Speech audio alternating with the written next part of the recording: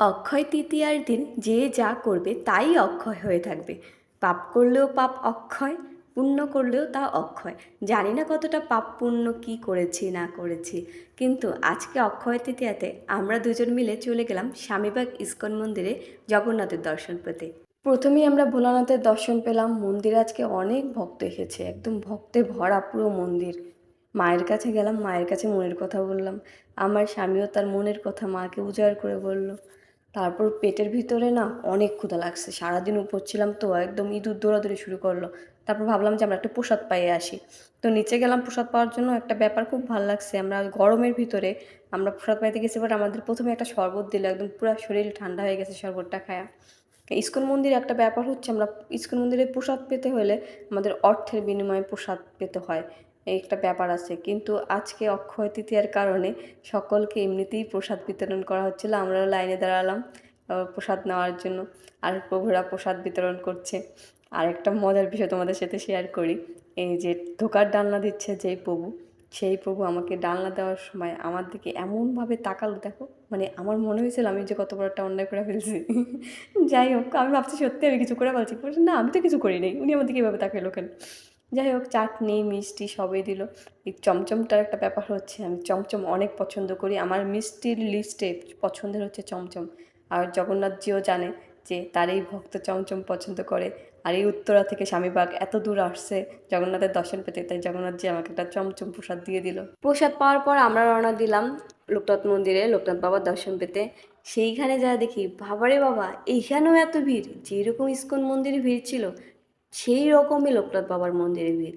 মানে প্রথমত প্রচুর ভিড়, প্রচুর গরম, আর সূর্যি মামা যে তাপ দেওয়া শুরু করছে, মন্দিরের মেঝেটা আগুনের মতো গরম ছিল। পা ফালাই আর স্যাঁত করে ওঠে, ফালাই আর স্যাঁত করে ওঠে। ঘুরে ঘুরে সকল মন্দিরে প্রণাম করলাম। এটা হচ্ছে এখানে লাল সুতা বাঁধে, সবার মনের ইচ্ছা পূরণ হয়, মানত করে।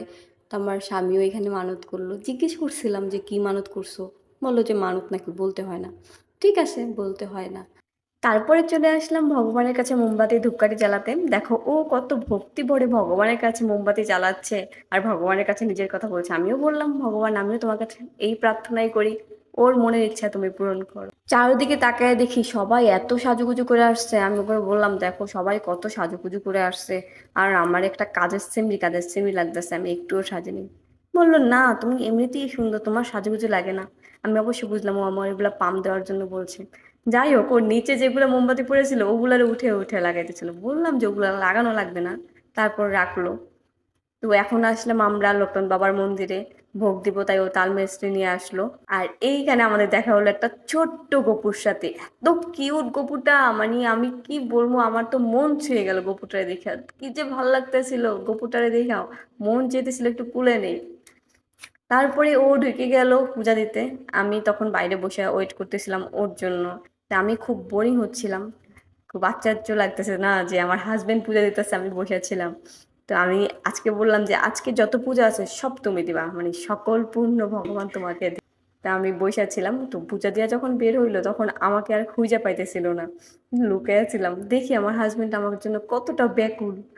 তো অনেক খুঁজতেছিল, পুরা মন্দির তন্ন তন্ন করে খুঁজতেছিল। আর আমি আমার ফোনের ফ্লাইট মোড অন করে রাখছি, যাতে আমাকে ফোন দিলে সুইচ অফ করে।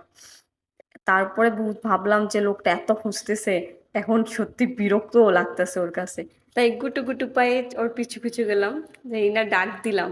তখন তাকাই একটা স্বস্তির শান্তি পাইছে, যে মানে হারানো কিছু ফিরা পাইছে।